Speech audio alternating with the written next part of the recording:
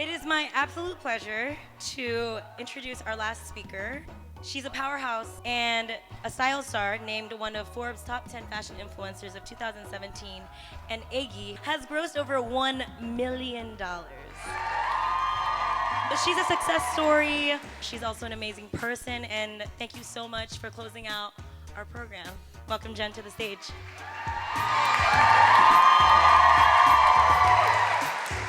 Damn, okay, what an introduction. So let me just start off by saying, day 2 of my period, I'm very emotional. So let's start this. Today, my talk is about becoming a boss. And I feel like when you hear the word boss, you got 2 reactions to it. You've got, ooh, I want to be the boss. And then you got the other side who's like, I don't want to be the boss. That's way too much responsibility. And you know, for a long time, I was on the other side. I didn't think I could be a boss, and but here I am today. So I learned 5 pillars that I wanted to share with y'all. So let's get started. First pillar is to self-reflect. You know, before you get started, you have to really focus and see what you're all about. You gotta ask yourself some tough questions. I guess they're basic.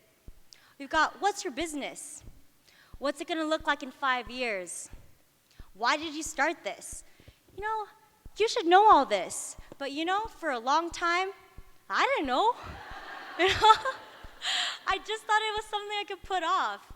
Those are tough. It's honestly like, you know when you're filling out your Instagram bio, you're like, how do I describe myself? Emoji. No.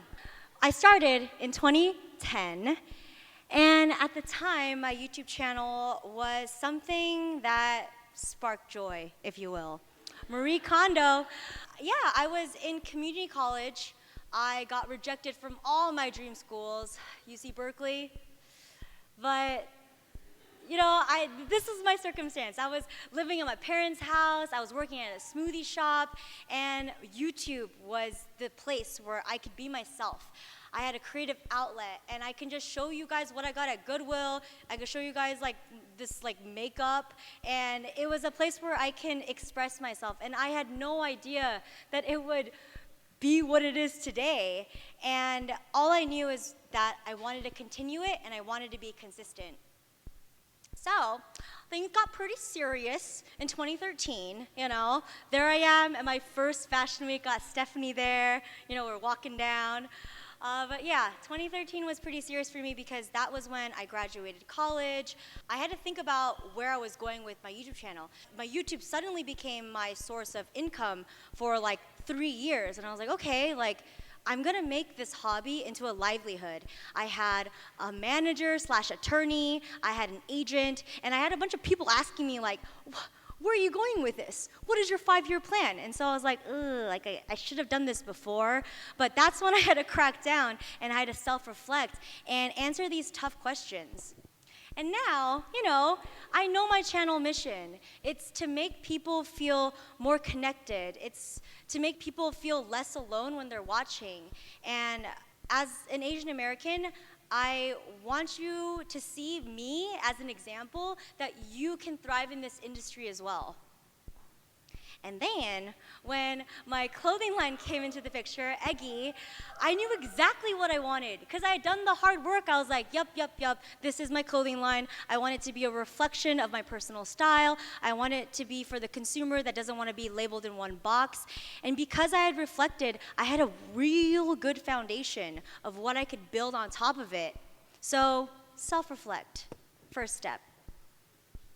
Pillar number 2, manage your mind.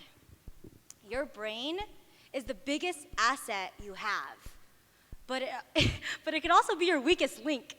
I feel like managing your mind can determine your success as an entrepreneur, but it also determines every aspect of your life. So you should probably figure that out, guys. So, as a double Virgo, so I was born in September, so I'm a Virgo, but my rising is also a Virgo, so it's a lot, guys. So I just always have this deep urgency to plan ahead, and I feel like it's really helped me in my career because I'm on top of it, and I fear the unknown, and so I always plan ahead. I want to make things easier for my future self. I'm always looking out for my future self because I'm just so concerned.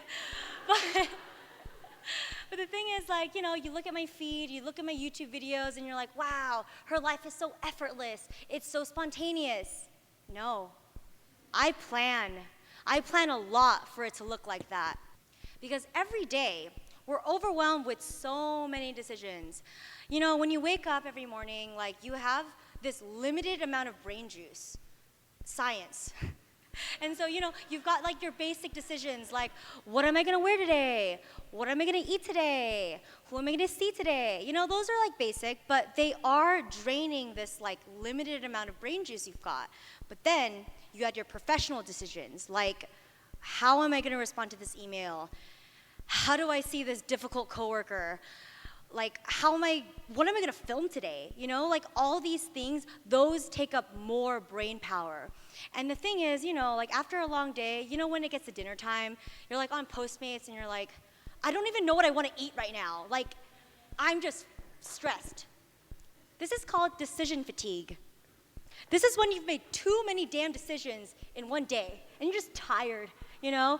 And the only way you can defeat that is planning ahead. You have to look out for your future self. When there's too many options, you become crippled. It's a paradox of choice. You know, sometimes when I have a free day, I look at it and I'm like, whoa, like I can do anything. So then I spend my entire day thinking about what I want to do, and then like I end up doing nothing. So this is why you create rules and you stick to them. I love this. Like, oof, I love guidelines because when I have guidelines, I feel like it gives me the strength to be creative.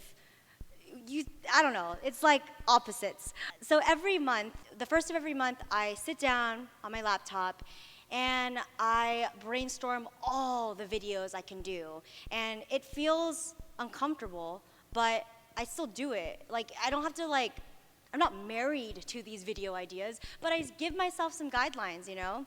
And then I'll upload them onto my iCal, and then like, I'll put each upload onto the freaking calendar. And the thing is, like, you gotta put guidelines first. Like, if you're the boss, like, it's your job to create these assignments, and it's your job to assign these due dates. You have to freaking do it, guys. And the thing is, I love to plan everything. Like, personally, I love to do the iCal app. Like, if you're an Apple user, like the second someone's like, hey, let's hang out, I'm like, okay, look at my phone, how about Tuesday? And if they say like, yeah, I'm like, I'll put it on. Like, I account for my professional time and my personal time. If I didn't, I would get nothing done. And I wanna live like a really full and rich life. Like, I am a firm believer of like working hard and playing hard. Like, you guys deserve to do that too. So, once you do that, you need to build your willpower. I mean, okay, we all have that flaky ass friend, you know, and you're like, hey, like, let's do dinner. And then they're like, yeah, like, let's do dinner. And you're like, how about this day? And they're like, yeah, like, I'll be there.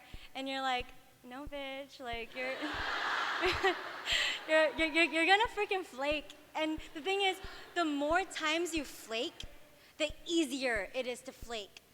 Do not be that flaky ass friend. If you say you're gonna do something, freaking do it.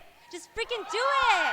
Like, the thing is, the more you commit to things, the more you say of what you're gonna do, like, it just becomes like scripture. Like, you're gonna freaking do it. You gotta count on yourself. And the thing is, the biggest excuse I hear is just like, oh my gosh, like, I don't have time to do all these things. Like, I'm so busy. No, you're doing it wrong. You need to prioritize your time. You need to be efficient with your time. And I know now you're asking me, how do I be efficient with my time? I'm glad you asked.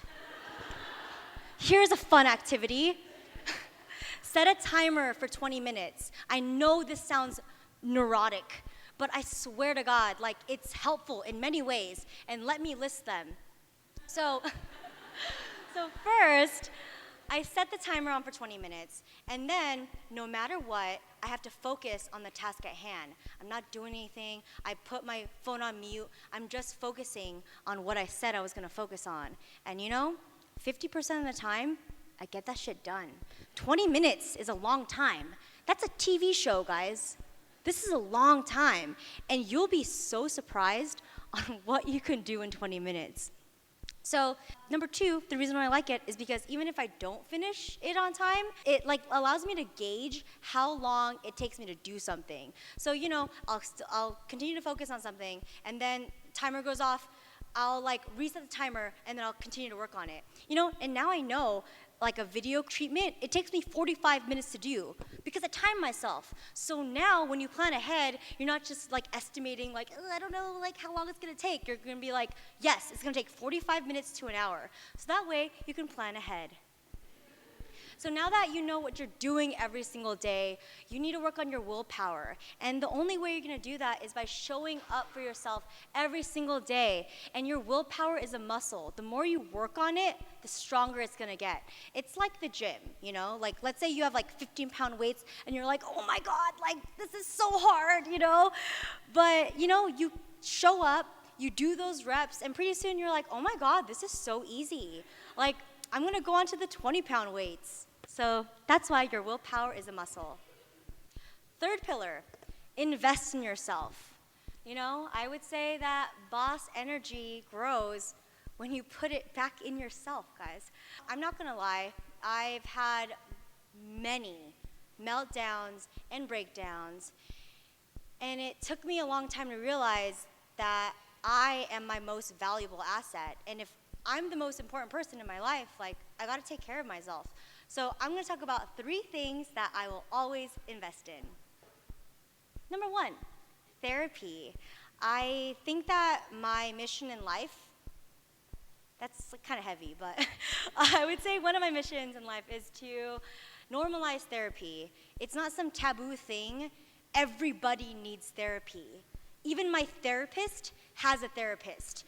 We can all use an avenue where we can express this deep, dark side of us. And stress, everyone feels stress.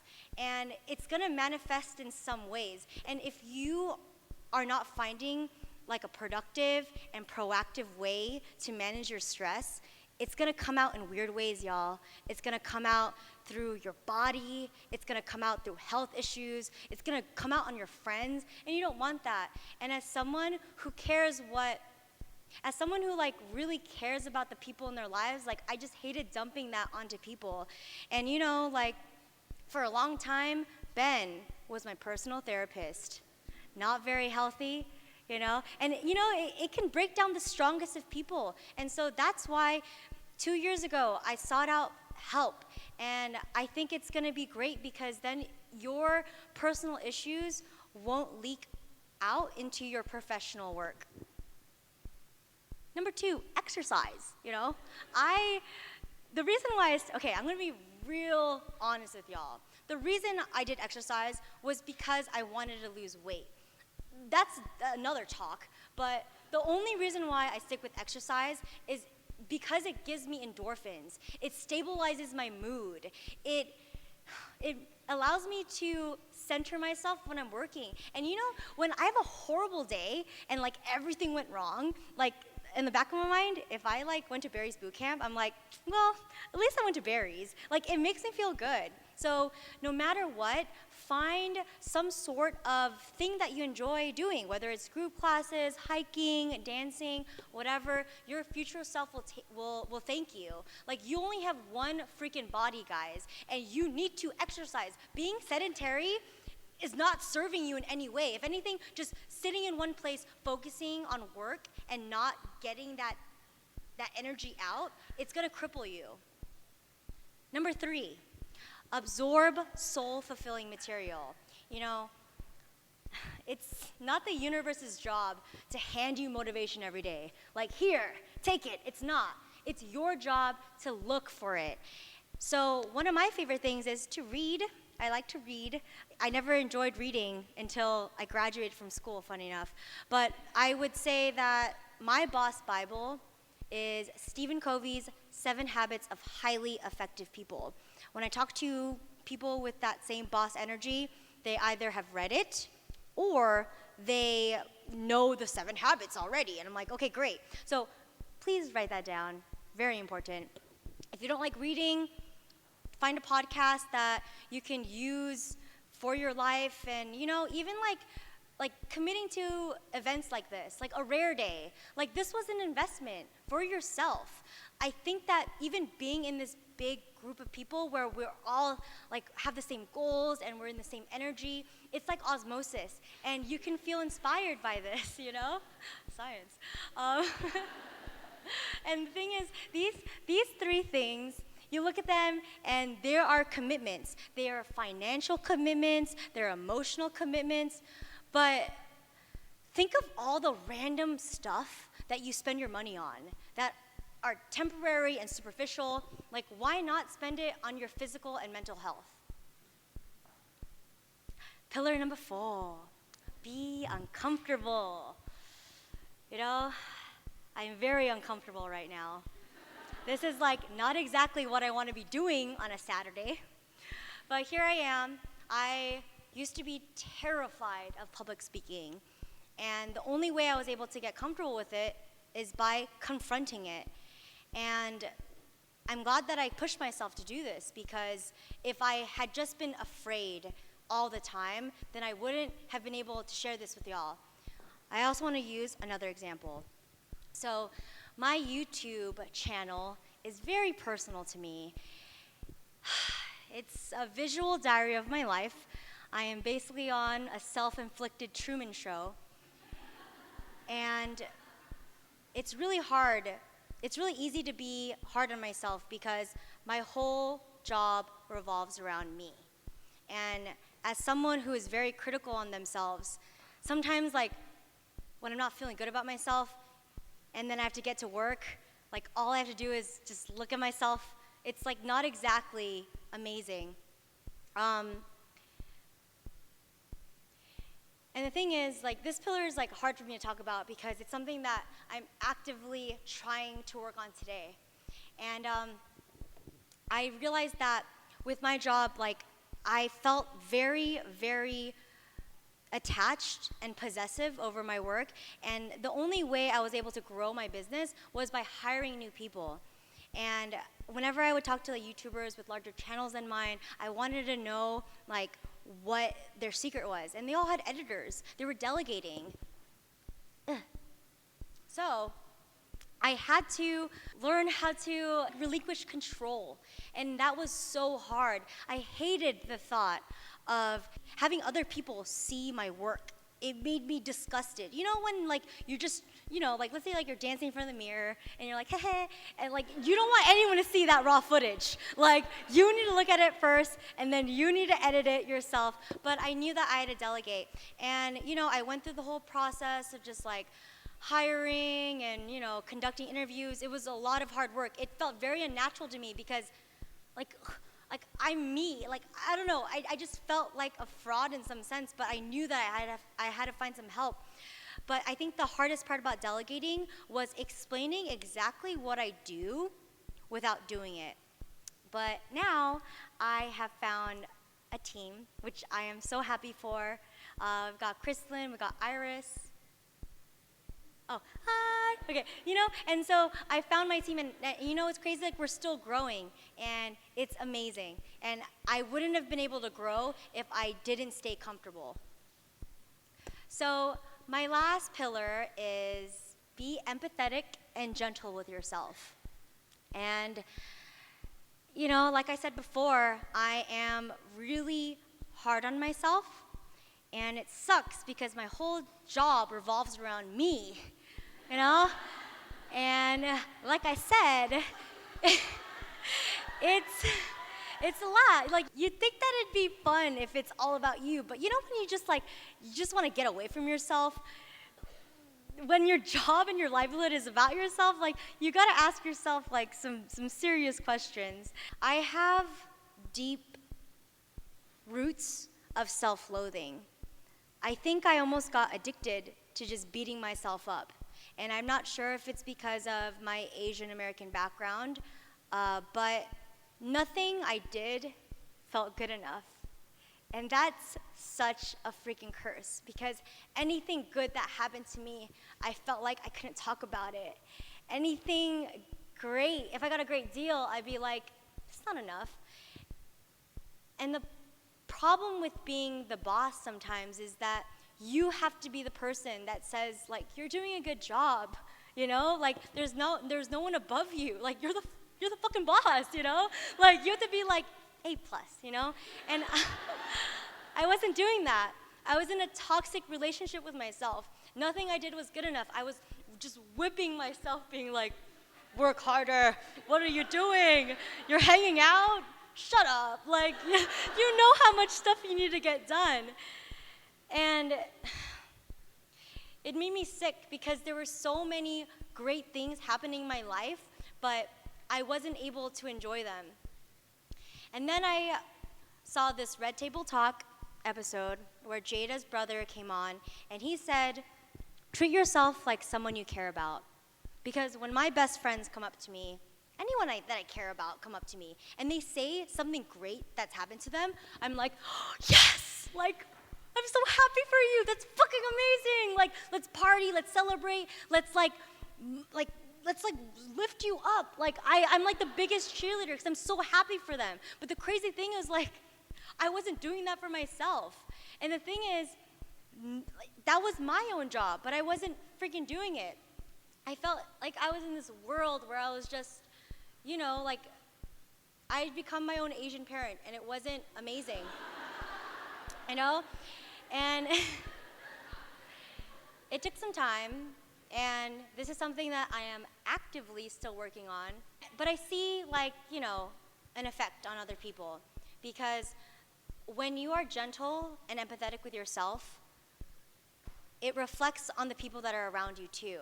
And I think that's a win-win situation, y'all. You know, you gotta look out for yourself. And when you're proud of yourself, you're proud of other people too. That's the difference. Like, I feel like I've always felt this, it's like semantics. Like, you got arrogant and then you got confident. Like, this is truly about being confident in yourself. Like, it's that BDE, that boss diva energy. Like, once you feel it, you don't need to prove to anyone that you've, like, what you've done. Like, it's just there, and you're just like, I'm happy for you, because I already got the BDE. So, this is my last slide. But if I can leave you guys with anything, it's to be the boss of your own life. Like, you don't need a business, you don't need to be an entrepreneur. Like, I just want you to be the boss of your own life. You are the CEO, you are the CMO, you are the CFO of your own life. Who the hell is gonna make all these executive decisions for you? It's your freaking job. And I know, like, being the boss can be terrifying, but it's something that you just have to, like, grow into. It's something that you are still becoming into. And the thing is, with me, like, I am still learning, and I'm still growing. And I don't want you to think of me as like, oh, well, like, Jen can do it because she's Jenn Im. But no, when I look at myself, I still see that chubby 7th grader who's just, like, silent in class with all straight C's because I just have crippling social anxiety. Like, if I can do it, I know you guys can do it too, because everything that you guys feel like I feel, and everything that I feel you guys feel too. And I just want you to be able to have this confidence and this urgency to take control of your life and to create the own life that you want, because no one else is going to do that for you. And that's the end of my talk, guys.